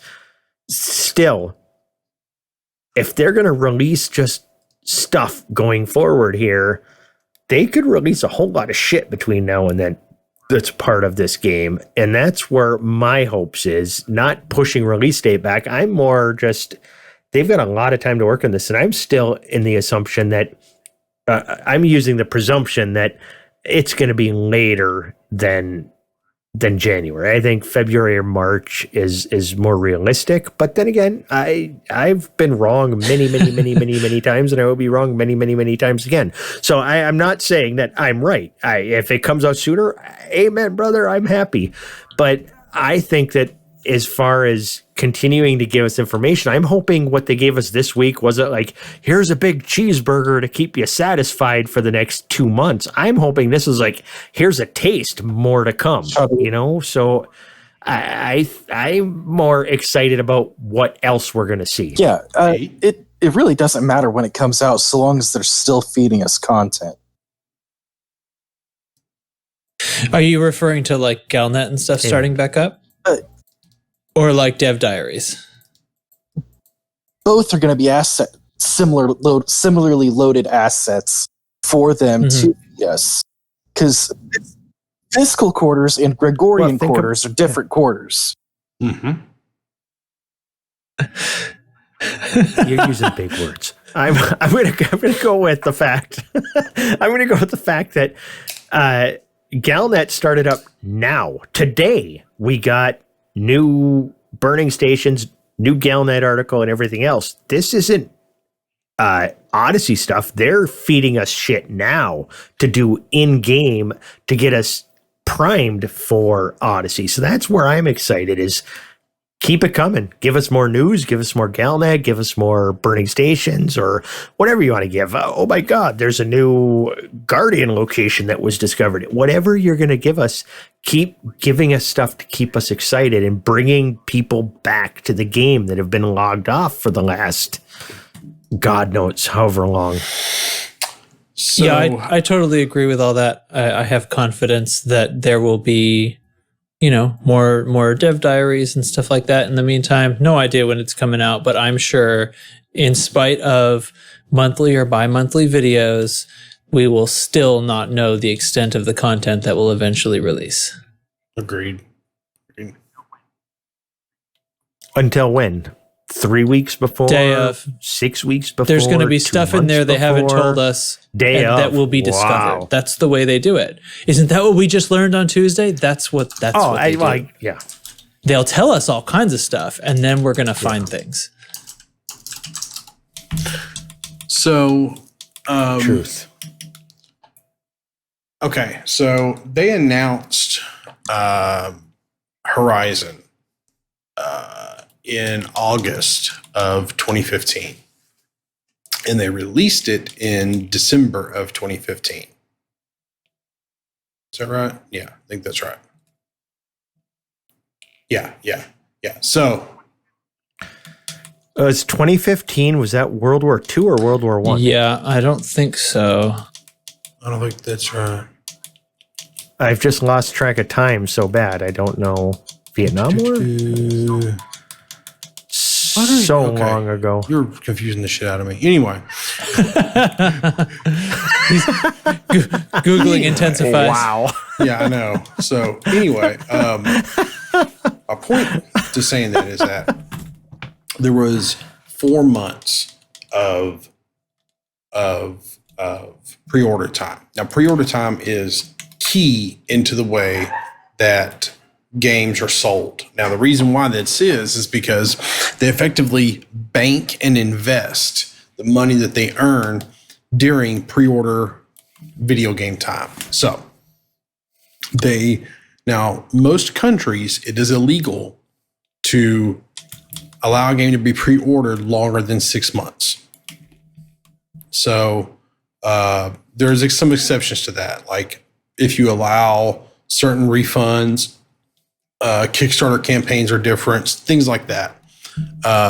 But for the most part, the magic number is 6 months. So, but we're going to use Elite's, our Frontiers 4-month scale. So everybody's been, I've been told by several other people that they think that, because originally the release was going to be December, and the rumor floating around is that, it only pushed it back a week or two, so it's going to be early January.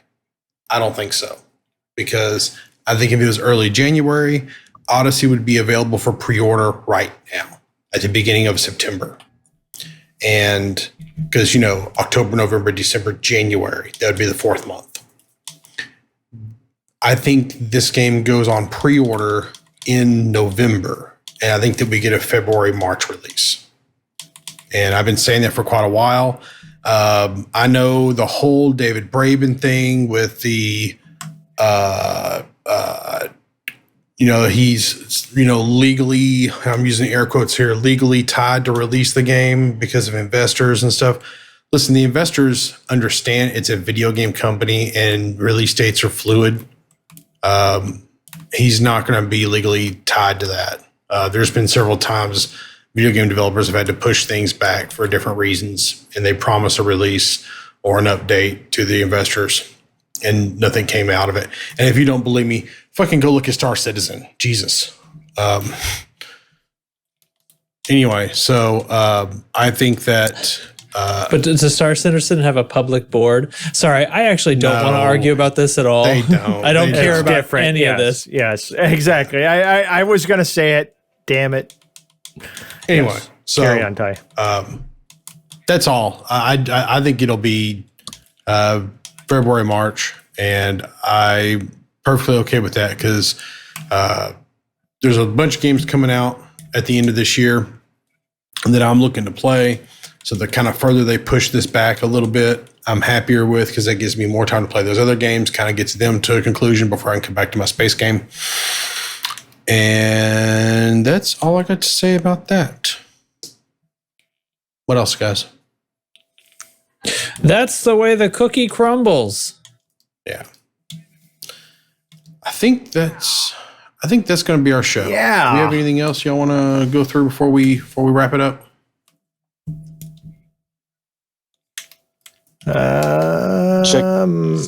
Well, nothing related to video I want to games. say number one, one thing that we did not talk about that somehow I skipped over because I'm an idiot is Roller Coaster Tycoon 3 complete. Whoa, try that again. Roller Coaster Tycoon 3, the complete edition, has HD support. I believe it is coming out. Finally. I know. Like high Make definition. fun of what you will. This game put Frontier on the map. This I'm just saying that welcome to 1998. and it But, was actually more like 2005 for HD. But anyway, I won't be picking it up because it's just not my bag. However, I've still been playing Jurassic World. I've been enjoying that. Or Jurassic Evolution, what else it's called. I can't even think of the damn title now. But anyway, the game's cool. You must be loving I get it. to play with, I can have a baby T-Rex, man. It's cool as shit. I might stream some of that later because it's cool as shit. I got a T-Rex and I put it into the pen with like the plant eaters just so I can see them eat them. And it was cool shit. So I think it's called Evolution Tycoon. anyway, I think it's just called Jurassic World Evolution. But anyway. It's called Tycoon Illusion. I'm The done with world y'all. of the Triassic. Jurassic that's gonna be about Coaster. it. Check out our website at loosecruisedD.com. I have not updated Cretaceous it yet Zoo. from the 1 year anniversary. You can find all of our contact information there. Feel free to email our message tracks and give him hate mail and Chig. Do it. And yeah, about all of the Jurassic World stuff. I want actually hate feel If you bad hate mail because- me, I will read it on the air. And I will write you back. Trust me, I can hate worse than you. Better than you? I'm If not you sure join- which direction to go with that. A negative, if you join double our negative. Discord I and don't you know. message one of us, we will get in touch with you. We answer everybody. We don't always answer in a timely manner because we have real jobs, but we do answer. I hate asking for this, but I do have to ask this. If you like our show and you're watching it on YouTube right now, please like and subscribe. Stuff like that actually does help us. If you really like our show, go on to Send a on to check for $1 iTunes. million. $1 million. and leave us a 5-star review, please. Things like that go a long way to help us out. It puts us on different charts, on different podcast charts across the world. Things like that actually do help. I was a little surprised when I learned that. I wish I'd been promoting it for a while. loosecruisedD.com. I am in the process of adding merch to our store. I just added hoodies. I am actually in the process of ordering hoodies. I'm going to get one for everybody on the show, and we'll be talking about that in a little bit. But anyway, we're talking about off the air in a little bit. You can also reach me on Twitter. I am at TYRVOL. But the best way is always to get me on Discord. I haven't been on Twitter in days, so it's kind of a trash fire. I hate the Twitter. So, It's terrible. I had to use it the other day. I actually do have a Twitter. It's just JN Tracks, but it's whatever. My phone will ding if somebody messaged me on there. yeah, mine will too, but that doesn't mean that I'm going to hop on Twitter and immediately respond. But on Discord, I'm pretty quick to respond most days. So the other day, Devo Luder actually messaged me, and like I saw it on my phone, and then like I read it, and I was in the server room when it happened, so I put my phone back in my pocket, and then got busy with something else, and then like 2 days later, I realized, oh shit, I never messaged him back. So sorry. Done that. Yep. If you ever message me and I don't get back to you within 24 hours, man, hit me up. I probably just got busy with something. I will respond. I promise you. Trax is a real life audio engineer and has a podcast of his own with Derek called Tone Control. Check it out over at jntrax.com. Hey, do you have any last squadron orders? Polish up them cannons. We're going to use them. Chig, cheese is out, brother. One quick thing. I do want to say, Chig, shut up. Yeah, sorry.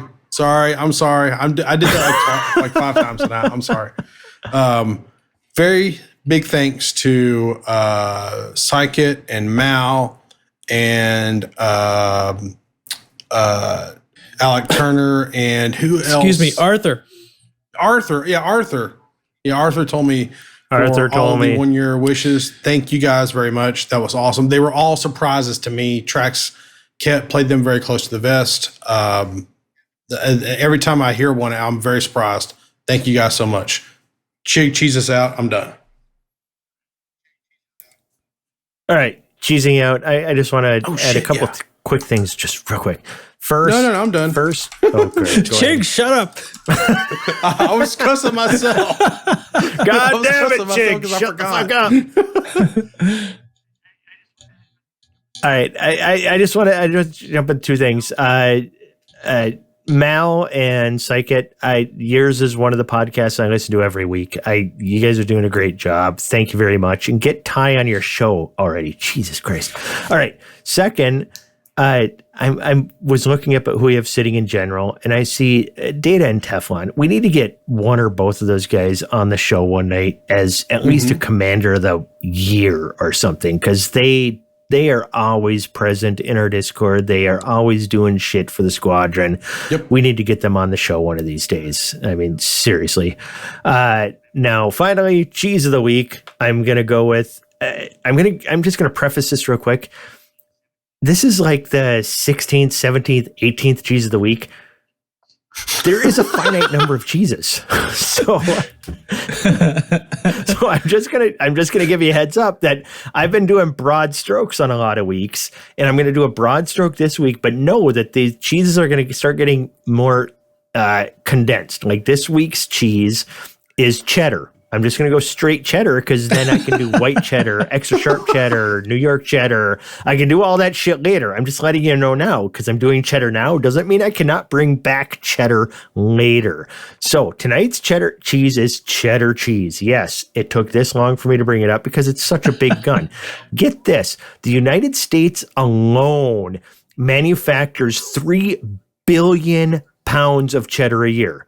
It's our second largest consumed cheese in the United States. If I were to let you think about it and try to guess what's the number one, mozzarella. Obviously, pizza. We fucking love pizza in this country, and that's mozzarella all the time. So that's why mozzarella is the number one cheese. But cheddar's close.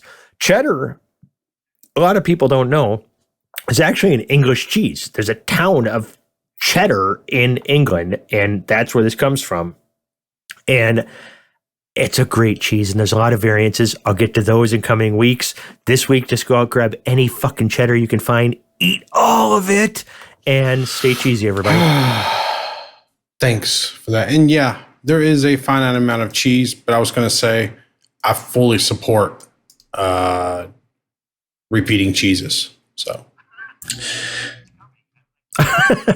It's coming. Like you used American cheese when I wasn't here one week, so I that will be a cheese for me one week, and we're gonna go All right, that road. that's it. So, yes, I'm done. Anybody else have anything else? All right, great. Thanks, guys. See you guys next week. Good night. Mama.